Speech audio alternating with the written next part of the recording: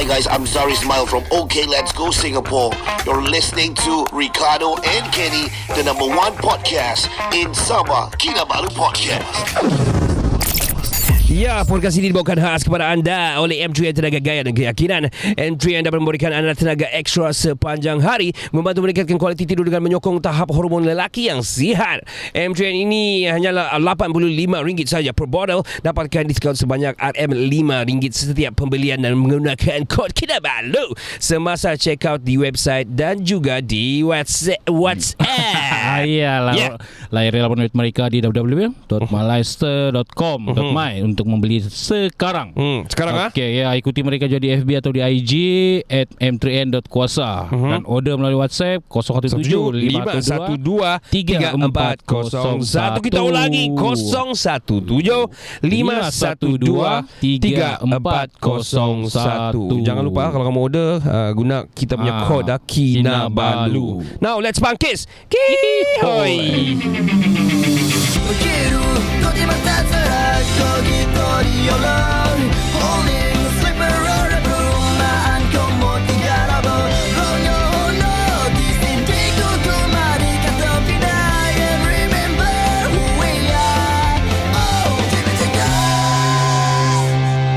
Selamat kembali ke podcast nombor 1 di Sabah. Saya Ricardo dan saya Faizal. Ya, saya mau shout out kepada Chimichanga, I don't know. Tapi ini adalah grup daripada, tidak silap saya, daripada Tamunan ataupun Keningau, somewhere there. Ini adalah grup daripada Sabah. Tapi dia macam Blink-182, dia macam Japan, dia macam Japan punya band, dia macam punk rock daripada Jepun lebih kurang. Dia macam My Chemical Romance sikit, kan? Macam Green Day, lebih kurang macam Green Day. Orang Sabah juga. Orang Sabah, Chimichanga. Yeah, wow. Sangat Chimichanga. Dia lelaki perempuan? Dia band. Oh, band. Yeah. Oh, nama band. Punk rock band lah. Punk rock band. Dan aku tahu diorang ada Spotify. Aku terjumpa diorang ni accidentally. Aku tengok macam gila, muzik diorang sangat padu lah. Aku bilang ini kenapa underrated betul lah. Aku bilang sangat macam, aku tengok muzik diorang semua memang best. Pernah keluar radio muzik lagu diorang? Pernah keluar radio, tapi macam tidak berapa. You know the thing about Sabahan, aku rasa artis di Sabah ni, bila diorang buat, diorang sangat diorang punya tiada yang membawa diorang bah. Diorang tiada stepstones, tiada platform yang yang boleh up diorang. Ya, macam kau manager yang sebenarnya ataupun label yang betul-betul do the proper work untuk kau jadi boom lah. Maybe company dia fikir apa return dong, tetap ROI mungkin. Kan? Tapi ni macam diorang start dari underground. Cuma bila I don't know, aku rasa semua cakap lah, dia punya management lah. Mungkin kalau diorang sign management ataupun manager ke apa, diorang kena apa tu? Okay. So kita masih dalam kereta. Kita podcast dalam kereta. Kita bergerak-gerak lagi. Okay. Correct. Right. So aku rasa talent yang banyak di Sabah ni, bila diorang buat sesuatu, diorang banyak yang underrated. Bukan underrated, aku rasa macam terbiar walaupun diorang sangat bagus. Kau percaya atau tidak? Betul banyak. Macam kayak Klik dulu tu pun terbiar. Ya, betul. Saya tidak tahu macam orang boleh boom tu. Diorang boom sebab, tidak silap saya, diorang pergi 16 baris. Salah seorang beberapa orang kena panggil 16 baris. Diorang naik situ. Maybe start dari sana kan, dong dikenali. Ya, terus diorang kenal sama Alif daripada kumpulan yang dari Singapura tu, Alif. Oh, itu ya. Dan Alif buat lagu beat yang Mimpi tu. Meletup teruslah. Aku hidup bagai mimpi. Tim yang tadi tu mungkin apa? Chimichanga. Dia perlu macam tu je kan. Ya, itulah. Aku rasa diorang perlu, music video diorang pun bagus. So I don't know what else to do. Mungkin diorang pun masing-masing kerja. Ini benda macam kau, entah, kau ini nasib ke apa kalau benda begini. Next time kita boleh jumpa diorang kan. Actually aku sudah contact diorang. Dan diorang, aku sudah contact diorang. Dan kita punya team mau support juga. Ada one time kita akan panggil yang cerita pasal yang local punya Sabah yang underrated tapi sangat-sangat bagus lah. Why kita not kan? Kumpul satu time nanti kan. Tapi bercerita pasal kes Zahid Hamidi ni. Zahid Hamidi dan juga bosku, saya dengar macam digugurkan. Sudah, Zahid Hamidi sudah digugurkan. Tapi bila ada dibagi tu Zahid Hamidi punya kes digugurkan kan, ada dari pihak yang satu pula dia cakap kami tidak pernah cakap yang kes dia digugurkan. Sudahlah, sah sudah. Jadi mana satu sebenarnya ni? Okay, Zaid Hamidi sudah digugurkan. Berapa 40 lebih tuduhan kan dilepaskan. Dan terkini bosku Pun digugurkan juga. dalam proses pengukuran sebenarnya. Dan belum ada hua-hua sana sini. Cuma bila aku tengok live Syed Saddiq, kita bukan pro mana-mana pun, walaupun kita betul. suka dia sebab mungkin dia lebih kurang generation kita lebih kurang. Dan dia pernah masuk podcast kita. tapi bila aku tengok, dia kasih tahu, dia bilang dia support kepada konsep reform ataupun reformasi yang di orang bilang dibuat ataupun di fight oleh PMX kita bah. Tapi at the end of the day, apa yang berlaku, dia tidak berapa setuju daripada konsep itu, which is aku pun dah tahu macam mana Zal sekarang. Sebab sebenarnya kita Madani kan. So dia kasi Madani lah semua tu. Ada begitu lah. Tapi aku rasa juga ni political punya Kalau dia offer kau gini, dia offer kau gini. Okay, kita kan perpaduan. Tapi kalau kau nak kasi lepas aku sekarang, aku mau tarik kami semua mau keluar, dia bilang. Banyak orang cap macam tu lah. Jadi kalau kami keluar, kau akan drop. Jatuh. Drop. Bagus kau kasih tahu jadi ini kita punya perception, kita punya perspektif saja. Kita bukan pandai-pandai nanti kita kena backslash ke apa. Jadi sinilah pentingnya tu sebenarnya, apabila kita ingin berkuasa, jangan kongsi kuasa. Bagus lagi terus. Biar one party yang memerintah. Kan? Bila ada gabung-gabung macam ini memang nampak macam meriah. Tapi anytime kau boleh dijatuhkan.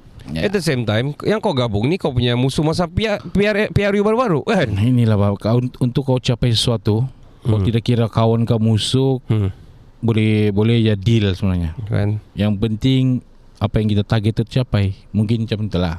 Ya, ada orang cakap macam bukan. Tapi saya tidak peduli semua tu lah. Sekarang kenapa harga barang naik? Beras dulu masa budak-budak lah. Kita hidup susah masa budak-budak kan.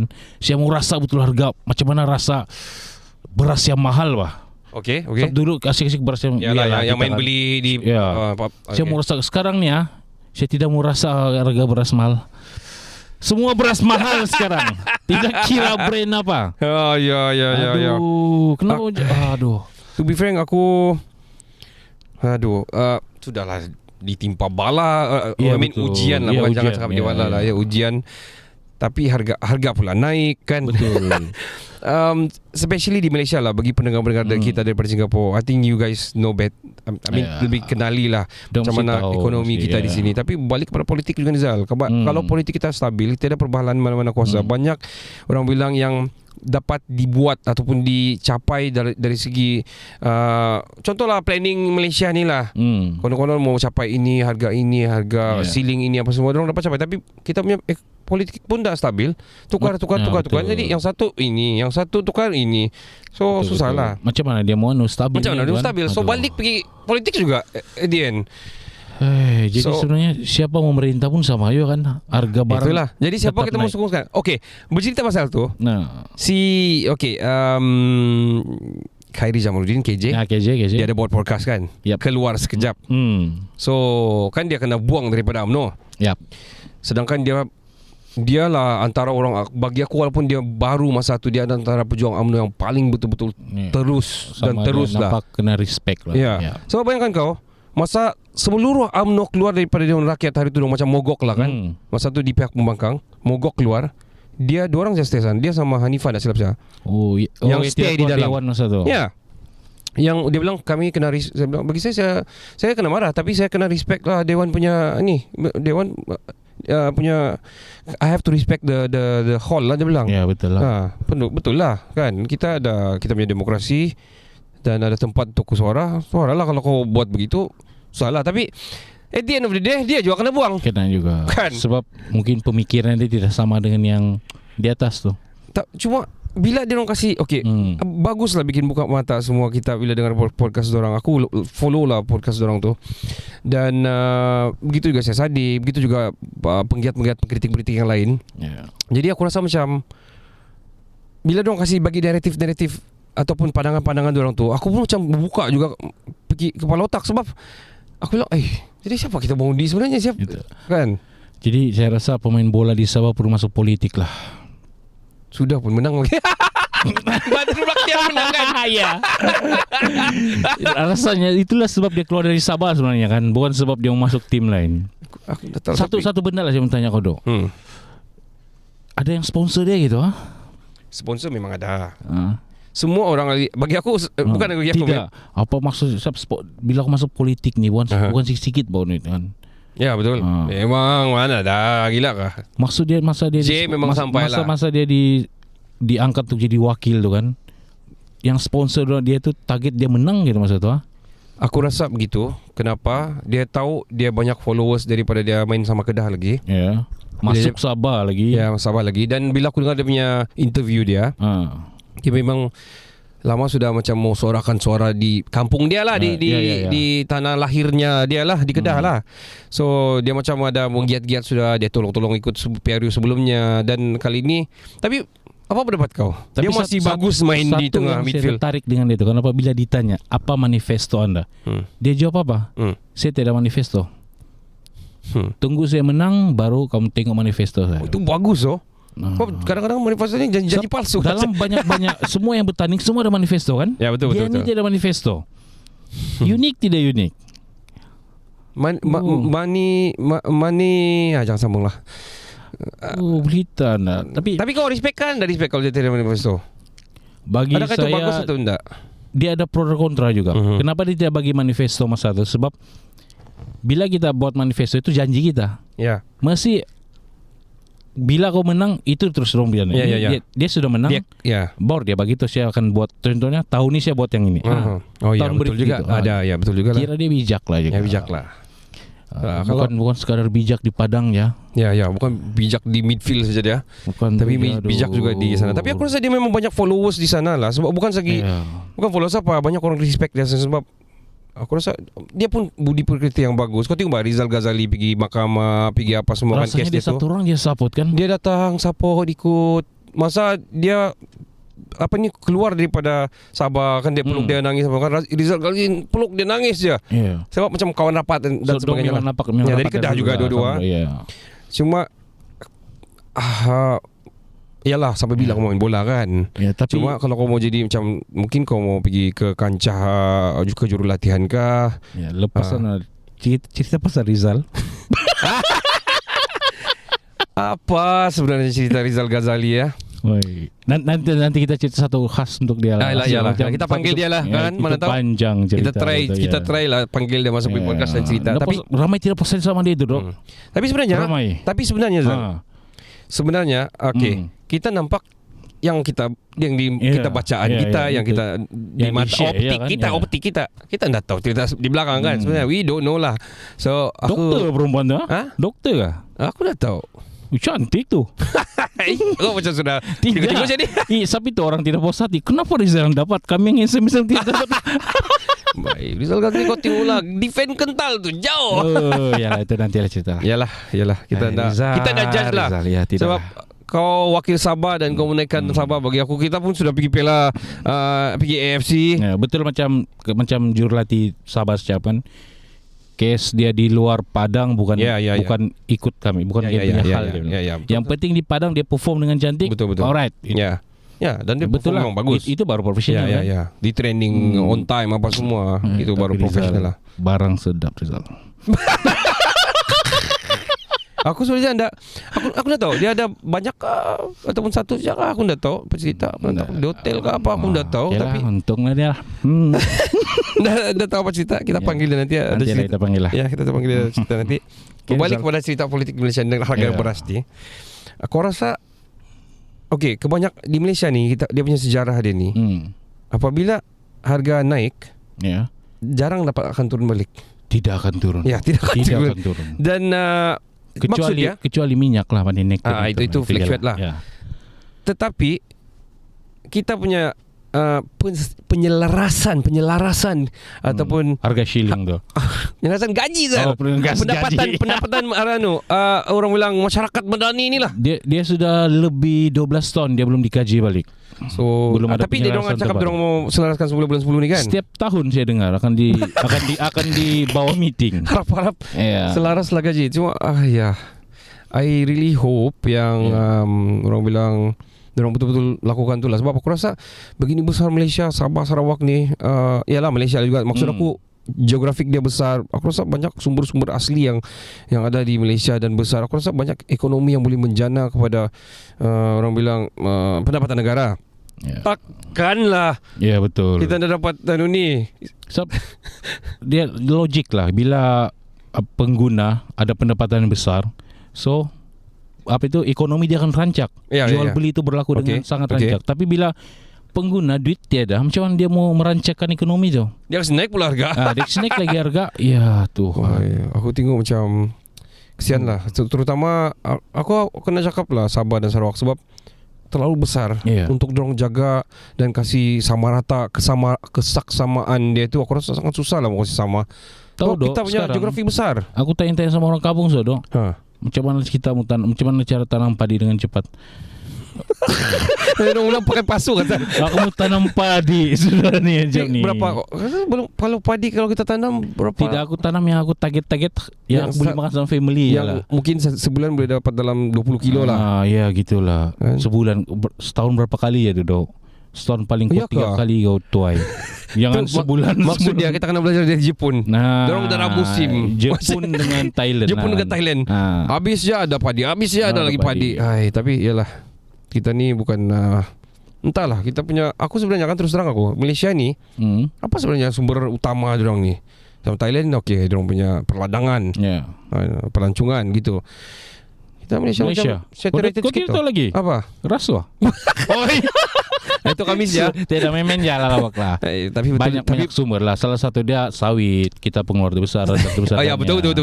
Itu betul. Sawit. Kita pun pengeluar juga minyak. Antara yang terbaik ya. Ya betul. Ya, petroleum kita. Petroleum kita. Betul lah. Bumi itu. Jadi pergi mana itu semua duit? Itu dia pergi sana. Entahlah tu lah. Aku rasa dong simpan di kabinet lah. Kabinet di Dewan Negeri kan di Parlimen dalam rumah. Kan kes jabatan air. Ya. Tapi hilang tu kes mana sudah cerita. Yang aku mau tanya sekarang, itu duit pergi mana sebenarnya?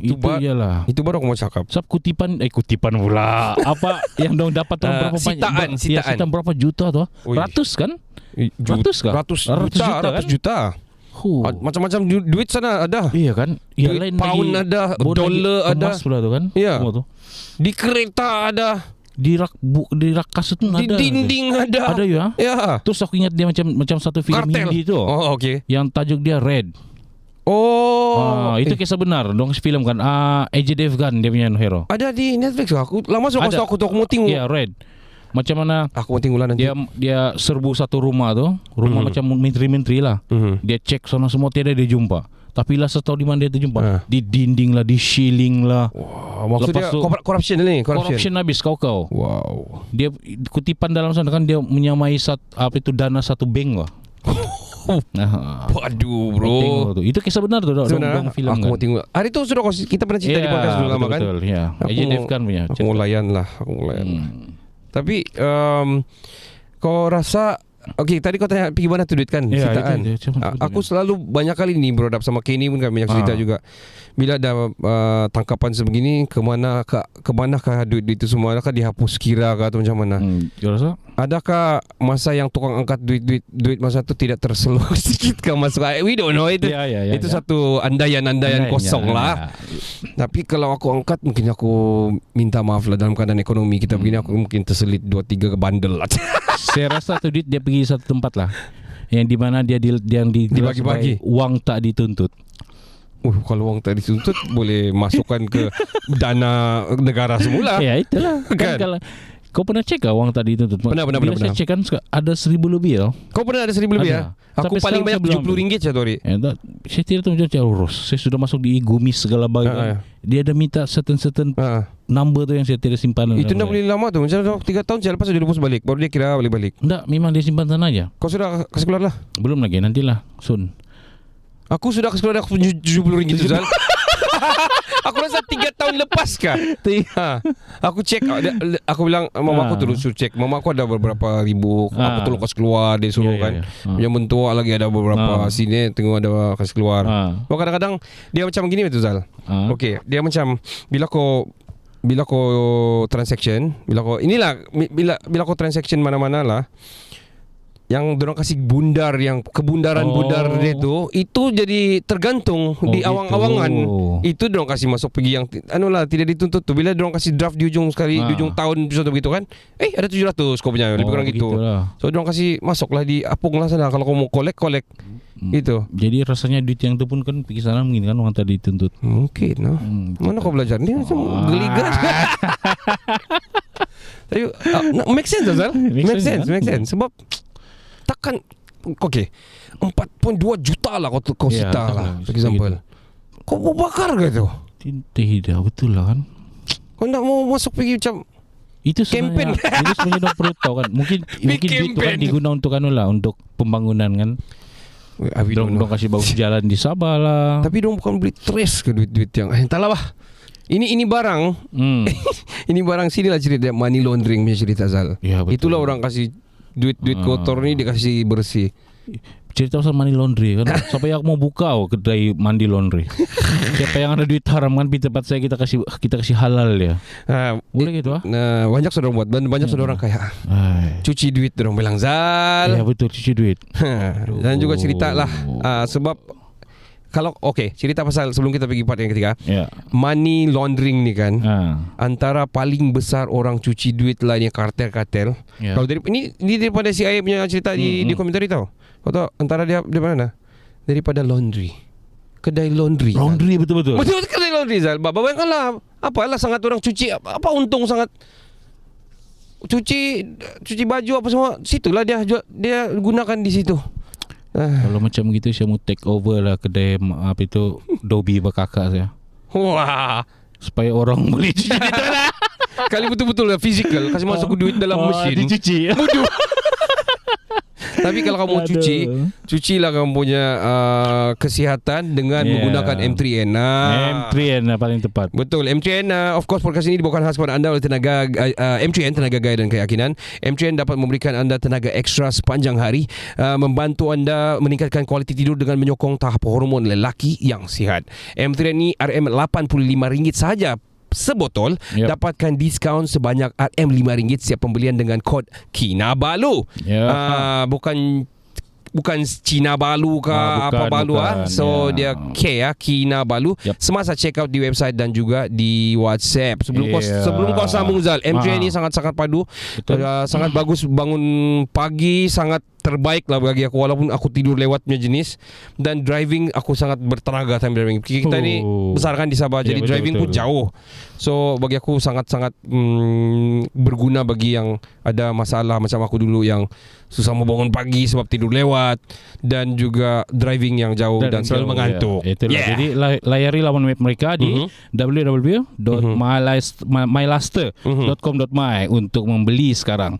Dan ikuti mereka di FB atau IG @m3n.kuasah. Boleh order melalui WhatsApp 017-512-3401. Jangan ke mana-mana, kita akan kembali selepas ini. Kereta digital video tempatan yang dah pun mula popular. Jangan lupa dengarkan Kinabalu Podcast nombor 1 di Sabah, okey?